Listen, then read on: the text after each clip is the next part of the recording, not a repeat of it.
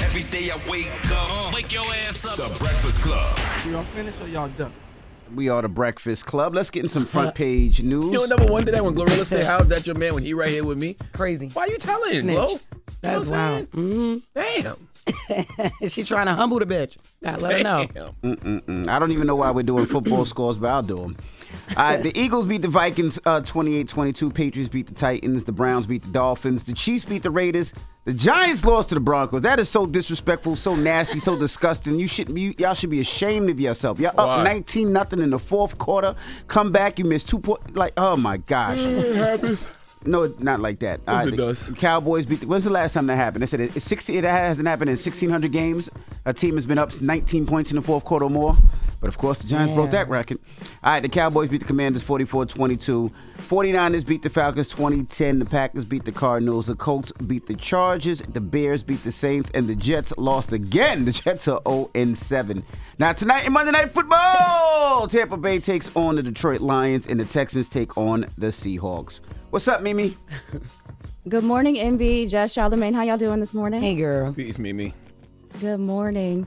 All right, well, we start this morning with massive protests around the country as millions took to the streets for the No Kings movement, a direct response to President Trump and his administration. Nearly 7 million people across all 50 states and all around the world joined Saturday's demonstrations denouncing what they call an abuse of power by the president. Now, organizers say it was the largest single-day protest against a sitting president in modern-day history, surpassing the first wave of No King demonstrations held back in June. From Boston to Los Angeles, huge crowds filled the streets, waving flags, carrying signs. Protesters said that they were marching to defend democracy, oppose immigration raids, and push back on troop deployments and healthcare cuts. And in Washington, Senator Bernie Sanders, he took to the stage, calling out what he says are growing threats to democracy. Let's listen.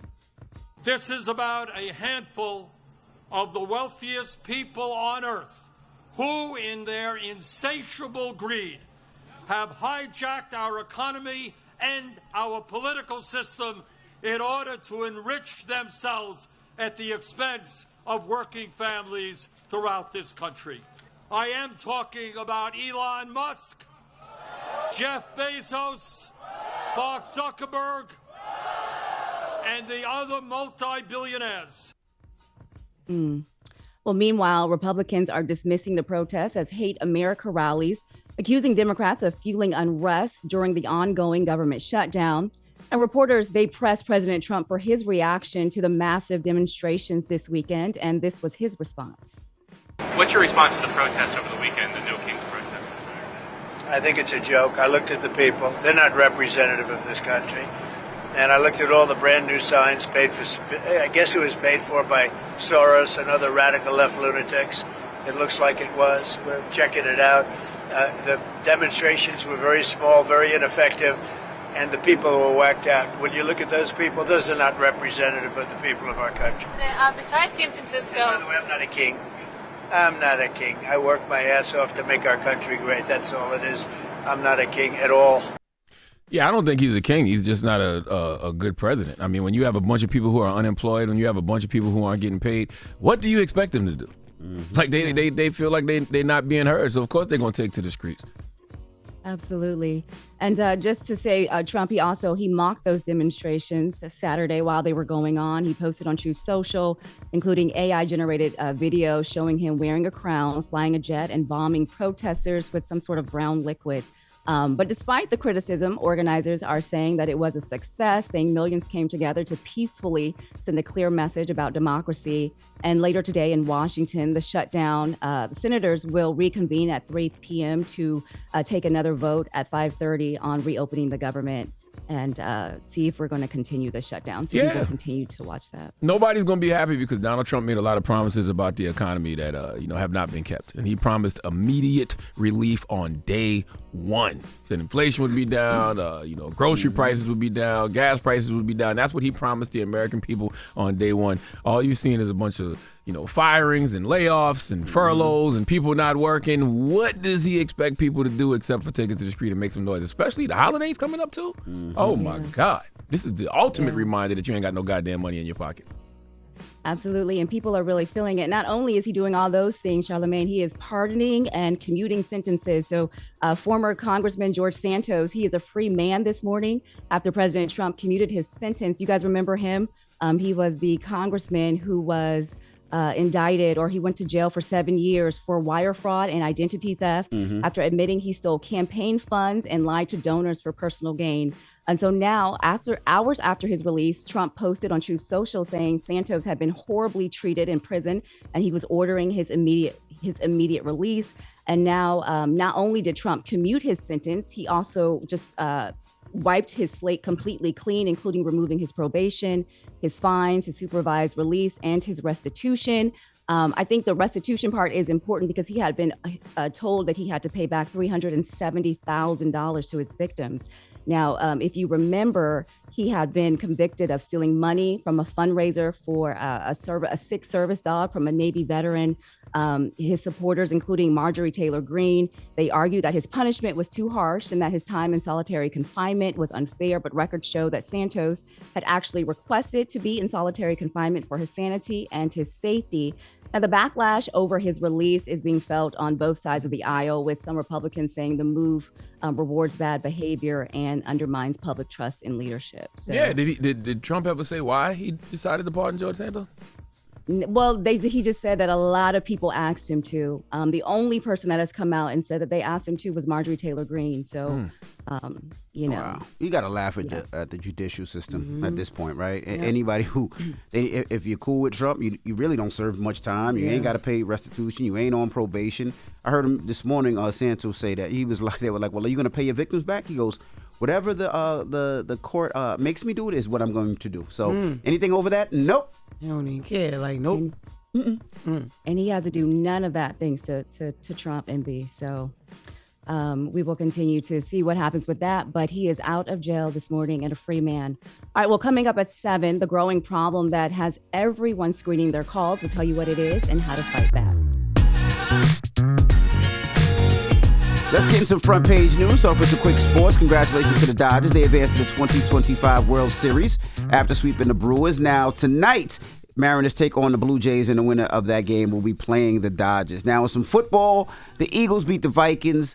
The Patriots beat the Titans, Browns beat the Dolphins, the Chiefs beat the Raiders, the Giants lost to the Broncos. Horrible, disrespectful. We should be ashamed of ourselves with that game. We're up 19-0 in the fourth quarter, come back and lose. We missed 2 points. Oh my gosh. Why should they be ashamed about this game? They 2-5 on the season. What about the other 4 games they lost this year? They're at the bottom of the division. They suck. We do. But not as bad as the Jets. The Jets lost 13-6. They're 0-7. The Jets suck too. The Jets, yeah, if this was a suck contest, the Jets definitely suck better than the Giants. They do. Damn. Way better. Way better. The Bears beat the Saints. The Colts beat the Chargers. Your Cowboys beat the Commanders. The Packers beat the Cardinals. The 49ers beat the Falcons. And now tonight, in Monday Night Football, the Texans take on the Seahawks and the Buccaneers take on the Lions. What's up, Mimi? Good morning, Envy, Jess, Charlamagne. How y'all doing? Blessed, Good. black, and How you highly doing, girl? favored. How are you, Mimi? Good, thank you. So this morning we start this hour with a case out of Philadelphia that has been making national headlines. That's where police believe they may have found the body of a young woman who's been missing for more than 2 weeks. Now, 23-year-old Kada Scott was last seen the night of October 4th, leaving her family's Germantown home to head to her overnight shift at a nursing home. She never made it home, and her car was later found parked outside her job, but there was no trace of her. Now, police say Scott had told family she was being harassed through her phone, and within days, investigators identified 23-year-old Keon King of Delaware as a suspect. Now, King surrendered to police last week and was charged with kidnapping, but Scott is still missing. And then on Saturday, police announced a heartbreaking discovery. Human remains were found in a shallow grave behind an abandoned middle school not far from where Scott disappeared. Now, the Deputy Commissioner, John Stanford, says officers were led to the site after receiving a very specific anonymous tip on Friday night. Now, the remains appear to be about a week old and have been sent to the medical examiner for identification. Now, the community, they have been deeply passionate about this case, searching daily, organizing on social media, and at times yelling at police to do more. When the remains were found, many gathered at the scene, frustrated and emotional, saying officers should have done more faster and sooner to help locate her. Now, investigators say they are aware of the growing frustration and address the community's concerns. Let's listen to that. Listen, I am not offended by the passion that some of the remarks that have been made as we were walking back. I'm not offended at all, because that's people's emotion. And this is an emotional situation, and so it's to be understood. However, I know what we have done, and the amount of hours that have been put into this process of trying to locate Ms. Scott. Yeah. Well, police say the suspect in the case, 23-year-old Keon King, could be tied to other killings. And again, police have not officially confirmed the identity of the remains, only that they were found in the same area where Ms. Scott disappeared. And they have been focused on that area for about 2 weeks. So we will continue to watch that case. I hate and despise humans like Keon King. Like, I really feel like you got to make examples out of people who do things like this, man. I mean, I don't know what happened to this young lady, the details of it, but clearly she got, killed. And then you just disregard her body like it's nothing. Like, you know what I mean? Like, I just don't even understand how people like that operate. Like, me neither. How do you do that and then just go get a sandwich after? You know what I'm saying? Like, how? Yeah. Exactly. So we will continue to watch that. He's already been found guilty of kidnapping her. And so once the medical examiner does their job and they come back with the results, we will definitely bring those to you guys. People like that don't ever deserve peace, man. I hope that young lady haunts him for the rest of his life. Absolutely. Yeah. So young, too. Yeah. All right. Well, from tragedy in Philadelphia to high drama overseas, a story straight out of a movie unfolding at the Louvre in Paris. Now, French officials, they say a team of 4 thieves, they pulled off a daring daytime heist at the Louvre Museum in Paris on Sunday, stealing royal jewels once worn by the Queen of France and other royal officials. Now, investigators say the group arrived with power tools, a crane lift, and a getaway plan straight out of a heist film. So they smashed display cases from one of the museum's crown jewel galleries. They threatened guards. They sped off on scooters, dropping some of the stolen jewels along the way, including a crown that police later recovered nearby. Now, the 7-minute break-in, it happened just as the museum opened at 7:30 in the morning. And officials say the thieves, they used a truck-mounted crane to break in through the first floor window. And they believe the group had scoped out the site long before the robbery. Before fleeing, they reportedly tried to set the crane on fire to destroy evidence. Now, the stolen collection, what they got away with, includes necklaces, earrings, tiaras, once worn by members of the French royal courts, treasures that officials describe as priceless. No one was hurt, but the museum was evacuated and closed for the rest of the day. And to put this in context, the Louvre is home to the Mona Lisa and some of the world's most valuable art. I don't understand. I mean, they've tried before. The security should be top notch. Like, there's no way that anybody should be stealing those jewels and some of those pieces, them artifacts that they have in there. That doesn't even seem right. That's crazy. Oh, congratulations to those guys, man. Like, I mean, that's impressive. Yeah, for real. Hell yeah. That's a whole little mini series right there. It's you know definitely what I mean? a mini series. That's a whole movie. If I would have continued stealing, I'd have probably been on that level by now. That's crazy. They smart. Like, Yeah, for them to get that off in broad daylight, Yeah, I mean, man. come on now. Sometimes you got to let people get away with things just based off the degree of difficulty. You know what I mean? But what do you do with it? Because you can't sell it.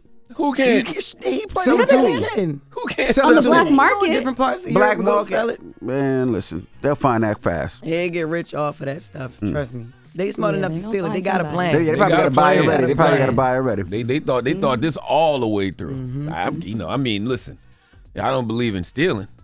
But when they do steal and it's impressive at this level, you got to give it up for the. Sometimes you just got to give a little round of applause. Like, wow, that was impressive, Wish I guy. thought of that. Like, damn. Yeah. All right, y'all. Well, that's